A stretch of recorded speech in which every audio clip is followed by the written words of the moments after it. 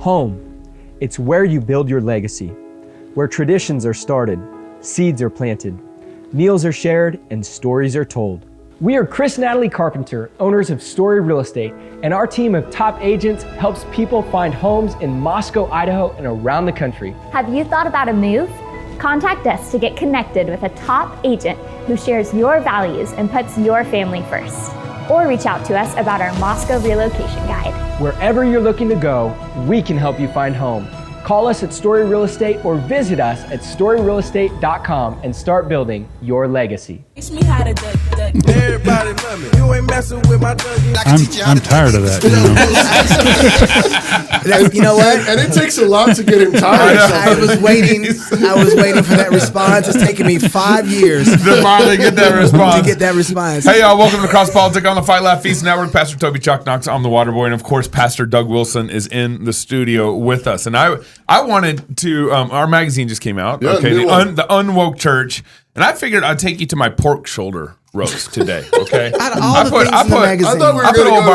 going to tell us about Pastor Doug's article. But he didn't write in this edition of this magazine. Else I would have. Also because it would have been way more important. But the quote that you need to remember, the reason why barbecue is so important in your life, I said, in fact, barbecue is on the food pyramid for me and my family, right next to the maple syrup and Dr. Pepper. So there you go. That's why you got to get this magazine. Yeah. And Are you Isn't serious that good? right now? Yeah, that was just quoted himself. Yeah, from our magazine. And people need to integrate barbecue in their life, like the food pyramid. Pastor, I see why you sent him off to Toby. I see. He's like, you need to go to King's Cross. Quick, before Gabe says anything else, let's talk for a moment about the Fight Laugh Feast Club membership. By joining the Fight Laugh Feast Army, not only will you be aiding in our fight to take down secular and legacy media, but you'll also get access to the content placed in our club portal, such as past shows, all our conference talks, and exclusive content for club members that you won't be able to find anywhere else. Lastly, you always get discounts for our conferences, like the next one next year at the Ark Encounter. Yes, sir. The politics of 6-day creation. So go to fightlaughfeast.com and sign up today. Did you tell Pastor he's going to be there? I mean, did you ask him if he would come? Can you come to the Ark? Good. All right, just making sure we get that on the menu. How would I know something like that? He just laughed, though, notice. He just laughed. Hey, we're really grateful to have with us Pastor Doug Wilson. He's pastor of Christ Church for several decades now. Four. Father of 3, grandfather of 17. Number 18 is on the way. Number praise 18, doing that. Oh, that's right. Yeah. That 3 times 6. That's that post-meal. And you got some greats coming. Well, maybe. Probably. Yeah. There's no announcement here. Okay. Greats. I've got a married grandchild and another engaged And he's got another grandchild. engaged one coming, right. so some greats coming. Yeah. Well, it's all right. Well, we're really grateful to have you back on the show. And it's election day. It is. And no quarter November, or did you call it Nick or neck? It's no quarter November, NQ, no quarter November quinquennial. Quinquennial. And that's the 5th year. And for short? That's NQ or nyuk. So I gotta bring this up, Pastor, because today is election day, and Gabe usually sends out his picks for. We're gonna start here. No, we're starting here. This is problematic because people got to vote. Discipline. All right. Yeah, so I just want to know. Gabe said he sends out his picks of who we need to vote for, to the community, or whatever, and he actually suggested that we should vote for some Democrats, right? In this, some local Democrats, right? Yeah. And I just want to know. So can we flog him publicly? I will confess that I was disobedient. Okay, got it. Wait, which way? I didn't vote for any Democrats. Yeah. I'm just neither did I. So, but now I feel like I need to explain myself. Can we discipline Gabe for this? I just want to hear you say what you said to me earlier. I can't. So there's 2 races locally that I recommended voting for Democrats. One was our county clerk, and the other one was a legislator race down for Boise. And the reason why I recommended voting for the Democrats was because for our legislator race, once you get like a rhino in, like we had Carolyn Nelson Troy in, you get them for 16 years. I mean, they're hard to get out. But if you get a Democrat in locally, it's easier to circle back around in 2 years. And that Democrat doesn't hurt us down in Boise because we're solid Republican down in Boise. And so it's a lot easier to circle back around. It's a lot easier to circle back around in 2 years to get a better Republican candidate and get that person out, as opposed to once you get an established Republican and you can't Blah, get blah, out blah, until blah, blah, blah. One follows the reasoning, of course. I just Is that like a flawed, No, it's just a tactical decision. Yeah.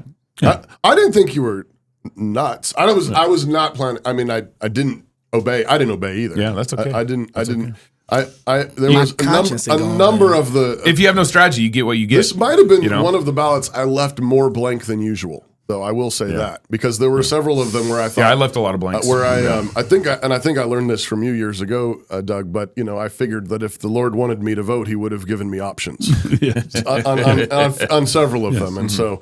Lord wanted us to vote, He would have given us candidates. Yeah, yes. Like, what I see here, although Gabe, you'll be pleased to know this. Maybe I can make up a little bit of your disappointment. Okay. In me, but I voted for you.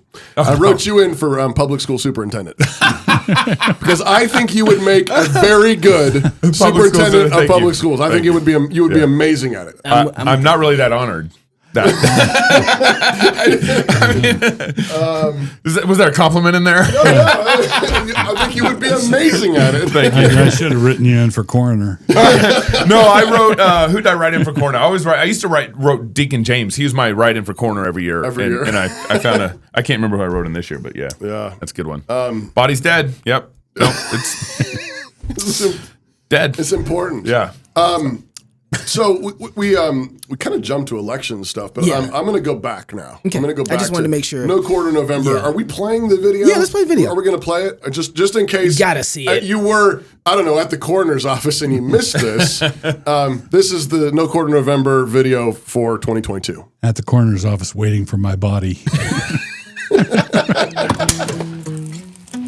Lit a fire with the enter button. Ouch. Powerful button. I'm Douglas Wilson. Welcome to No Quarter November. This is NQNQ. That stands for No Quarter November Quinquennial. That's because this is our 5th year of doing this.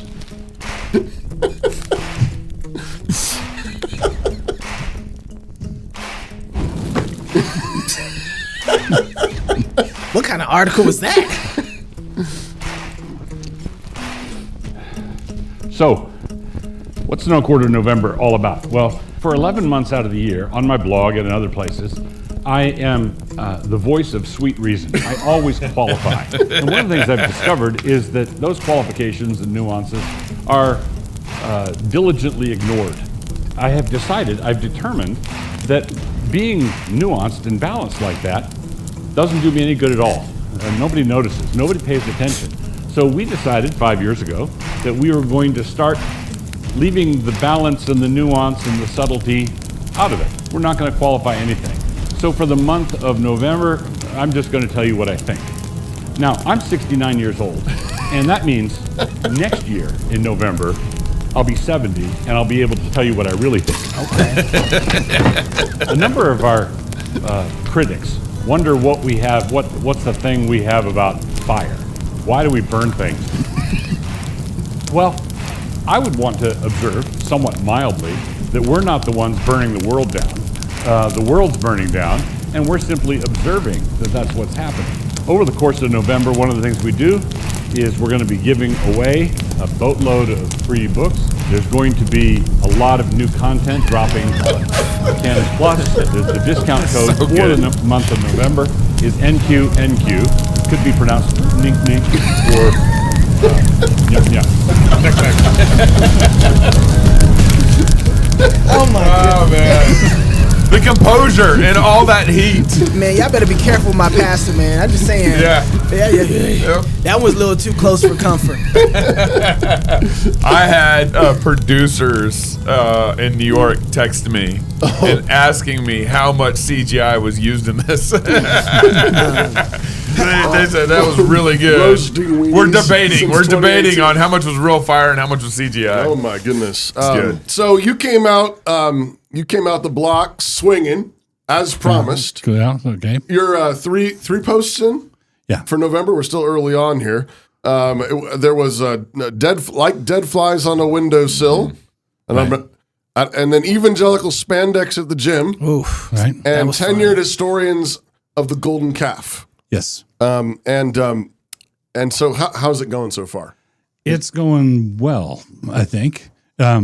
People have kind of gotten used to it, and they kind of look forward to it. Oh, that's scary. Yeah. Like it's like season. It's East- like, season. It's like hunting season. Pre-Thanksgiving season. It's like pre-Advent, pre-Thanksgiving, Right. no It's quarter November. Sort of like a political Lent. That's a little scary though, right? Because whenever I don't think, just from watching you over the years, I don't think you let people get too comfortable with you, right? When they get comfortable, you like, and sixth gear. Next year you're 70. Yeah. Well, one of the reasons I wanted to do the spandex one is it's real easy to get to preaching against the secular humanists and the bad guys and the people in Hollywood and the people in New York and the people. But I think we ought to be tending to some of the issues that are as much alive in our ranks. And so just not to keep people off balance for the sake of keeping them off balance. But what you want to do is always want to remember is the gospel is not partisan. Mm-hmm. Right. That's right. Everybody needs a savior. Everybody needs God's law. Everybody needs God's word. And not just the liberals. Yeah. Yep. Right. It feels like I was telling the guys earlier, no quarter November comes. Actually, I get pretty excited about it, but I always get excited about it because it feels like you take evangelical. We saw your threats. Oh, yes. On Twitter. Yeah, I didn't. You were going to burn Canada down. Where's the video? Where's the video? I wasn't going to burn. I just had a one-man I went over and checked with Doug. I was like, do you want me to talk to him or do you want to talk to him? I had a one-man He's riot yours. outside. I'm just saying, hey. But, it feels like you lay evangelicalism out on this operating table and you're like, this is the part has the cancer. Let's cut this out. All right, get that out of there. Where do you see kind of evangelicalism right now affected, and what are some of the articles you plan on writing to deal with that infection? So the one I'm planning, tentatively sketched out for tomorrow, which will be the day after the election, which I can't write until I see Everything shake out. how it's. You might have to wait a week for that, though. Actually, from what I hear. No, I'm only going to wait a certain amount. Basically, everywhere, my entire adult life, you always knew who won the night of the election. Right. Virtually always. And the fact that they're saying, "Oh, this could take days. This could take that's a glaring invitation for an investigation right now. Right. There is no excuse, especially with computerization and all the things. Technology, There's absolutely no excuse for not having the results the day of the election. Right. We're a first world country. Come on. Right. We have everything else right away. So basically, I'm of a mind that we will either know tonight what the deal was, or we will know tonight what the deal was. Right. So then your article for tomorrow. Well, the article for tomorrow, I'm anticipating a very good night for conservatives. That's what I'm anticipating. But you don't want to assume, you don't want to. We've seen this before, right? We've seen this before. Yeah. I felt good about things that didn't happen before. You don't count your chickens before they hatch. But I think it's going to be a good night for conservatives. But there could be some curveballs. There could be some wrinkles in there. There could be some additional things to talk about. So I want to wait till the evening is, till we see the trajectory of the evening before I'm talking about why don't we have the results, or what to make of the red tsunami, or what to make of the red ripple. Right. Doug, the political pessimist in me, let's say there's a big red wave. I just don't have confidence that the conservatives are really going to do anything correctly or try to fix what's going on, try to deal with, woke politics all the way to, everything that's gone on, even election. And we might need to delete that or bleep it for YouTube. Seriously. I think I said that one time in my water break show a couple weeks ago, and that show got kicked off YouTube. But because I think back to George Bush, he had the House and the Senate, and we got No Child Left Behind. Like that was their big championing legislation.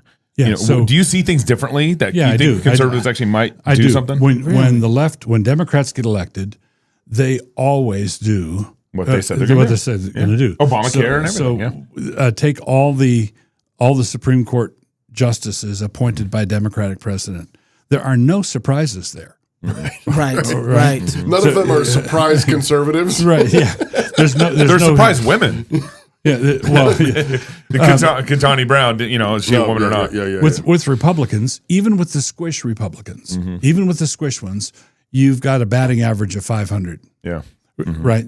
So, so some of the stellar justices on there, Alito, Thomas, people like that, were appointed during what we would call squish eras. And Bush. And so we got Roe v. Wade struck down in part thanks to Mitch McConnell. Right. Oh, Okay. That's hard to say. Well, I'm gonna have to drink something to make that one go down. well, he's the one who refused to put Merrick Garland on the Supreme Court. That's right. He's the one. It's facts. So Mitch McConnell has saved more babies than a lot of ardent pro-life abolitionists. Oh. You don't want this show to go out to anybody, do you? Neil, we're also going to have to bleep that for.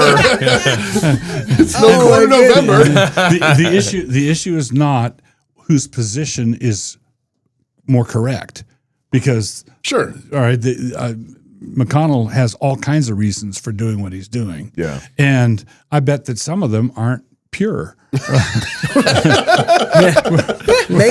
it might be. Cocaine Mitch? Really? But here's the thing. He did it. Right. Yeah. Right. That's what he did. And we got 3 Supreme Court justices, and they teamed up with Supreme Court justices who were appointed during the earlier compromised Republican era. Right. So I wish that every Supreme Court justice that was appointed by a Republican was true blue all the time, and not like John Roberts. Would make right. Clarence Thomas look kind of mild. Yeah. Right. I wish it was that way, but it's not that way. That's right. But you're not choosing. You're not choosing between the perfect and the almost perfect. Right. You're choosing between diabolical and a mixed bag of really good and really bad. Right. So I'm very happy with the general trajectory of how things are going, and I think that God uses flawed instruments, and those flawed instruments include George W. They include Mitch McConnell. They include Donald J. Trump. Right. Okay. So as part of Does it include Joe Biden? Yeah. God uses flawed instruments in different ways, right? If Joe Biden appointed, a pro-life justice, I'd say, well, thank the Lord for that. But what God's doing with Biden is he is the regime is delegitimized, right? We're dealing with the ramifications of a regime whose stories and narratives are not holding up anymore. And then it's obvious to everyone. It's been very exposed. clearly obvious. It's Right. being exposed. So this is election day. Early indications are there's going to have voting machine problems in Maricopa and voting machine and in Pennsylvania. So you look at 300 million Americans, and there's a collective eye roll. Right. Okay. Yeah. Oh, come on. Here we go again. Right. So what's happened, and this is the great contribution that Trump made just by being catnip. Yeah. Okay. Yeah. He didn't have to do anything. He was just catnip. Right. Everybody went nuts. Right. The FBI went nuts. The Department of Justice went nuts. Everybody goes crazy, and they have discredited themselves in front of the world, in front of everybody. That's And interesting. A moderate and reasonable Republican president, let's say a DeSantis or someone like that, is not going to make them go nuts that way. That's All right. Trump made them go nuts. So it is. So it's not Ron DeSantis for you. It's Trump over Ron DeSantis. Basically, Well, you have the options. I would probably not wince nearly as much with DeSantis at the things he says and does, but I don't think DeSantis would make them go nuts the way Trump has. And I'm not saying that that's a personal virtue of Trump's. I don't know what it is. It's just simply God is using him to make to give us the big reveal. So it was over the last 2 years that we saw the public health establishment, we saw hospitals, we saw the military, we saw everybody just take the mask off Yeah. and say, Or keep it on. Take it off by keeping it on. Yeah, right. So part of what's going on in all of this, they've done their craziness, and they have attempted to tag us and target anybody, to the right of I don't know, Elon Musk, which is a very wide window there. as a crazy Christian nationalist, right? And so we were kicking this around earlier, and the question we want to ask is, do you think the Christian nationalism is hipster theonomy? Yeah, maybe it's tricksy theonomy. Yeah, Trixie, what do you mean by that? Tricksy, basically, Christian. There's an important theological distinction. Yeah. The theonomists simply wanted to go back to the Mosaic Law and all of the Scripture and sort of impose or establish reconstruct America on biblical foundations, right, sort of in an ideological way. Here's our program. It's the Bible. We're going to ask and answer the hard questions. Christian nationalism is cool with using the Bible and avowing Jesus Christ and so forth, but it's also wanting to appeal to natural law and common law. The history of Christian jurisprudence. Right. So it's not pure theonomy from the sky. Right. It's the theocratic element. We acknowledge Jesus Christ, but there's also a strong historical natural law element. Mm-hmm. So we recently had a speaker here in Moscow, Glenn Moots, who gave a very fine talk.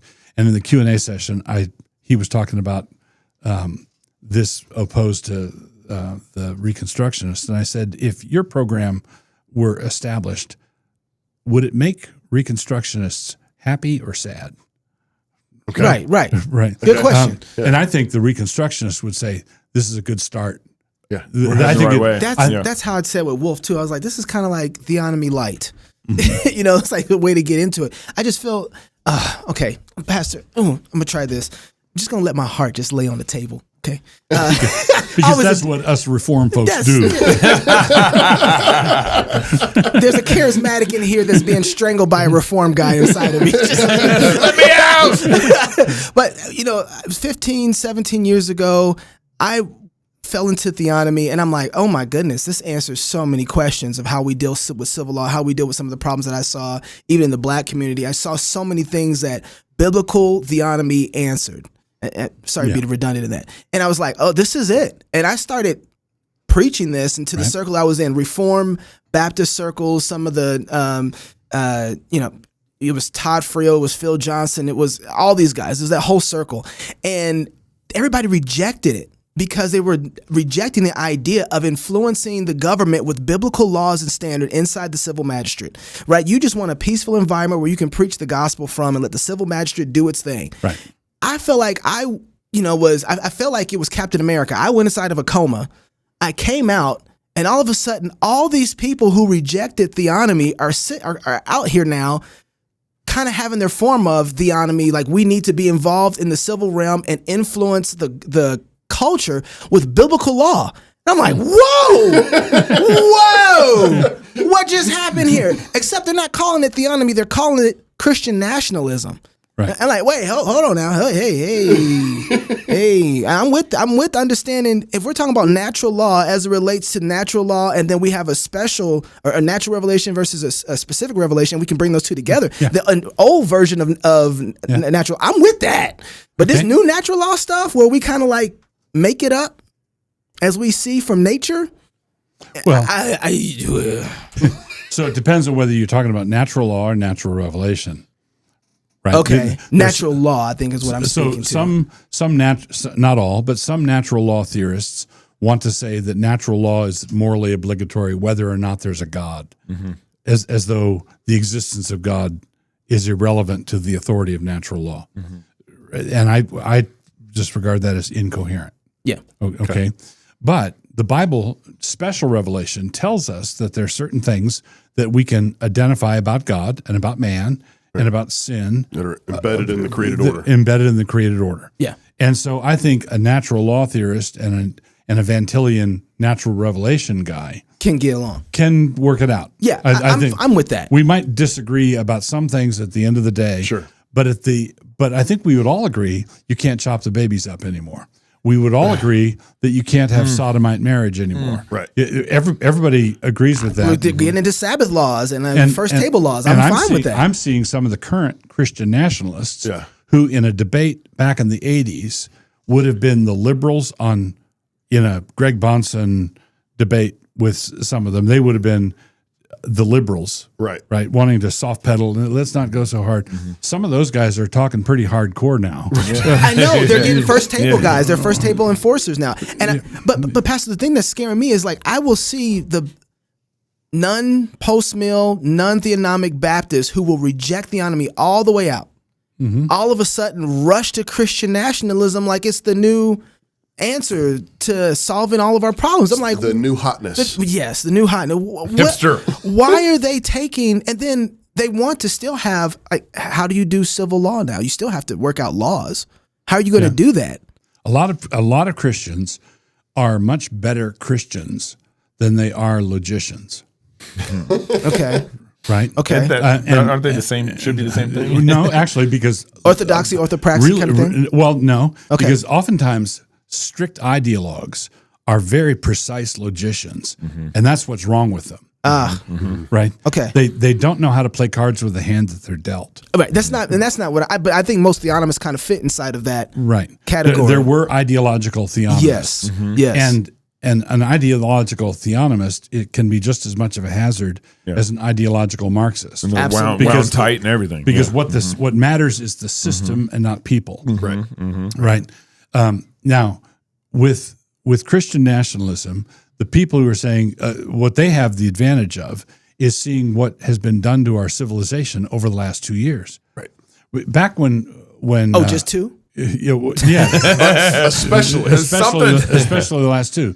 So when, let's say, Greg Bonson was debating with people over theonomy back in the 80s, okay, you could not have gotten anybody in the auditorium listening to that debate to think that we would be tussling over drag queens reading to kids in the library. They couldn't imagine their wildest dreams. But what did they think? Well, they thought that neutrality was possible. They thought that if we just leave the non-Christians alone, they would agree to be kind of decent. They don't believe in Jesus. Have they read their Bible? I'm serious. You know what I mean? I'm being funny, but I'm serious though. We know that sin doesn't stay put. Right. No, well, yeah, it's like being a little bit pregnant. You can't. Right. You can't be just a little bit pregnant. coming. You can't just reject God and then say, and we're going to have a fine civilization for the next 500 years. We are now seeing what godlessness looks like. This godlessness looks like clown world. That's what it looks like. That's right. And a lot of Christians who didn't follow the argument on paper back in the 80s have followed the argument in their newsfeed. Right. Yeah. They say, oh. And this is what you mean by they're better Christians because they see it now and they're saying, this has got to stop. This has got to be addressed. But they're better Christians than they are logicians. Yeah, if they were logicians, they would have anticipated this. Right. But they didn't anticipate it. But they see it now. And here we are. And here we are. Right. So can they see then what's coming? Because I'll leave that. That's one. If they couldn't see it coming, then I don't know how they're going to deal with the problem that is coming even after this. They can only see there. Because, Pastor, I've been going back listening to your libraries now that you've had for 30 years. It's almost like there was a marker set. If I had to mark it when they told you, I can't think it was at a debate, would say, we'll have your kids. And you said, not mine. Right. You saw it. Right. And you said, well, I'm starting schools, right? You started 2 schools and had an impact on culture and society here in America. So if you couldn't see it then, I have hard hope that you can see it in the future, what's coming. Yeah, so but see, there's a difference between someone sitting in their seat, watching the debate, not getting the point, and someone who's already picked up their gun and is in the ranks with you fighting, not seeing the next battle. But what matters are they in the battle with you now? I hate when you do stuff like that. Now, That's so good. That's true. I think that's true. Yeah. Wait. I'm hogging Doug. Sorry. I got to say that's why I was going to ask a question. Well, I have you to. were hogging, we don't have it. He's got to go.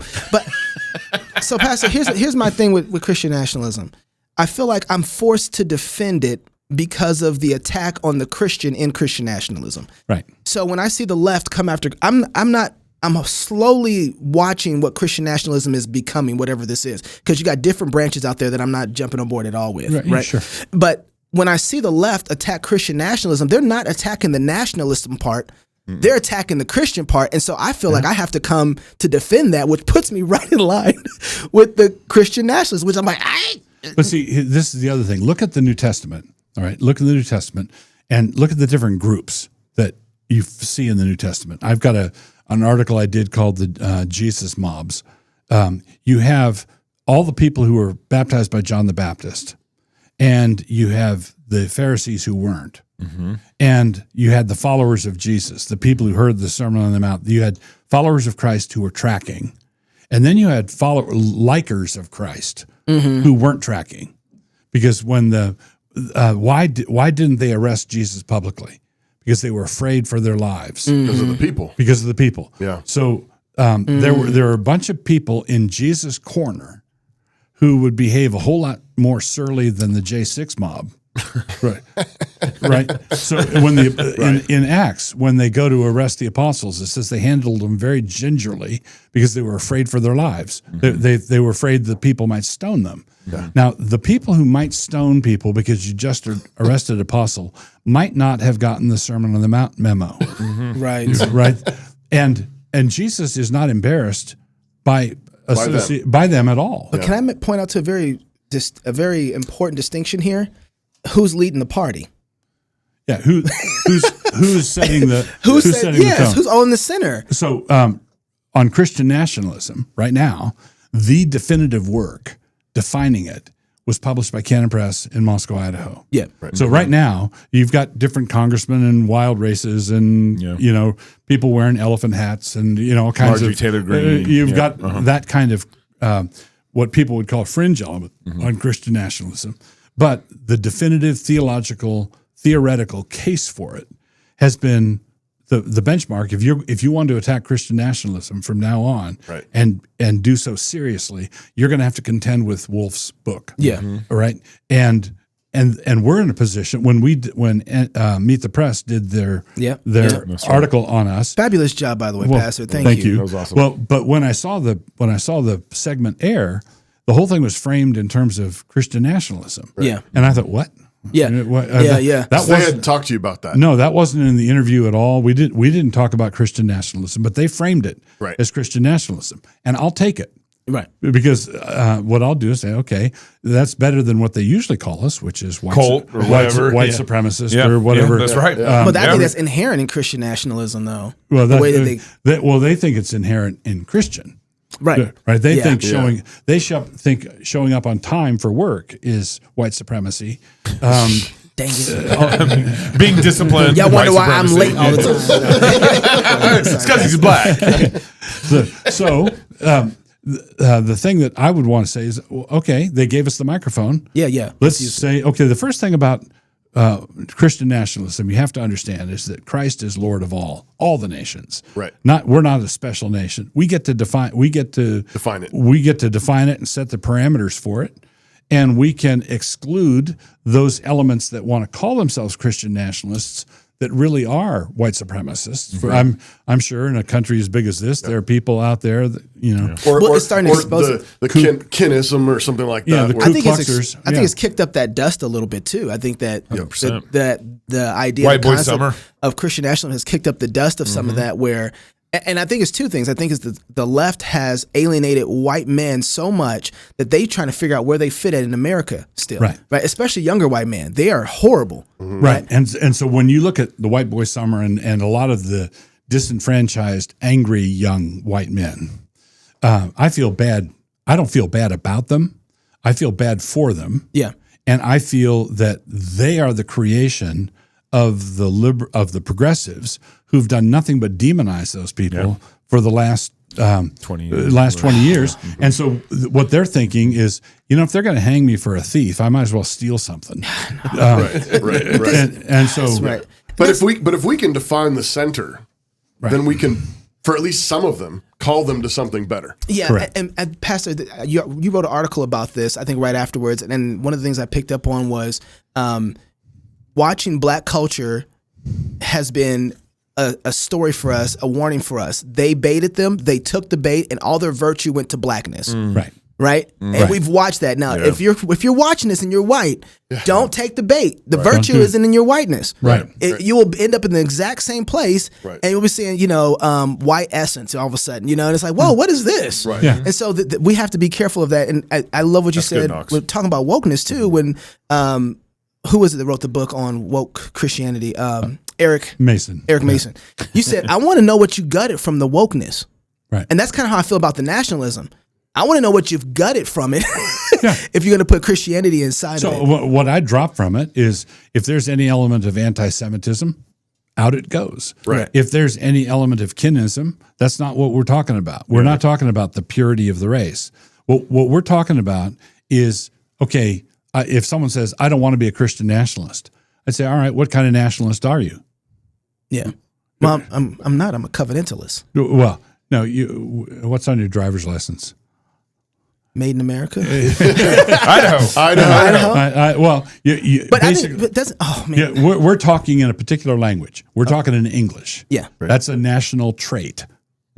Right. Okay. Right. We have certain cultural things in common. We eat at common restaurants. That's a national. That's a We local. like barbecue. Especially pork. But that's nation stuff. The nationalism is something else. Well, the fellow said, beware of all isms except for prisms. There is danger in the ism. Right. Like there's a danger in patriotism. There's a danger in nationalism. That's true. And so we want to guard against that. And we want to say, we are simply saying that we're a nation and we have an obligation to love Jesus. Amen. I'm with that. And other nations, and it's not, we're not saying that we're a special nation like Israel in the Old Testament, because all nations have the same obligation to love Jesus. That's right. Yeah. Right. And when they love Jesus and we love Jesus, it's going to look and taste and smell very different because there's a glorious mixture that's going to come when the Chinese are Christian, and when India is Christian, and when Japan is Christian, and when France and Germany are Christian again, there's going to be a very different texture and flavor in all of it. But that's what the Great Commission is all about. Right. Disciple the nations. Yeah. Smart Pricing Table allows you to create quick and accurate proposals like, I don't know, how to take over your nation for Jesus. And it's loaded with features like recurring fees, quantities, and line item upsells. When your prospect is ready, they can e-sign and you're off to the races. Visit smartpricingtable.com and mention CrossPolitic to get 25% off. How about that? Your first 2 months. Don't miss a No Quarter November post. Every DougWills.com. Tuesday and Thursday? Is that what? It's Monday, Wednesday. Every Monday, Wednesday. Okay. Pastor, thank you for being here. And we're going to be on later tonight. Yep. For the election. Starting at 7 p.m. Pacific time, AD Robles, Matt Williams, and we're going to be coming on at 9.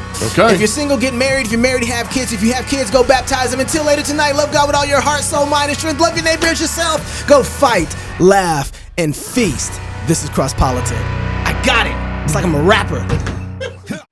Hi, I'm Robert Borton, CEO of Classical Conversations, the world's largest classical Christian homeschooling community. I'm launching a new podcast, Refining Rhetoric.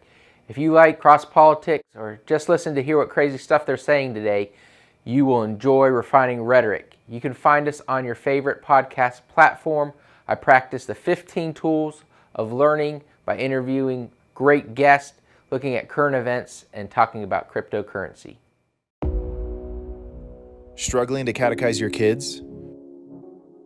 Is just reading a question and waiting for an answer not engaging enough? Wish there was a better way to train up your children? Now there is. Question 1. What is the chief end of man?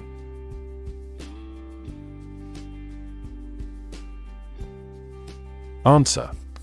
Man's chief end is to glorify God and to enjoy Him forever.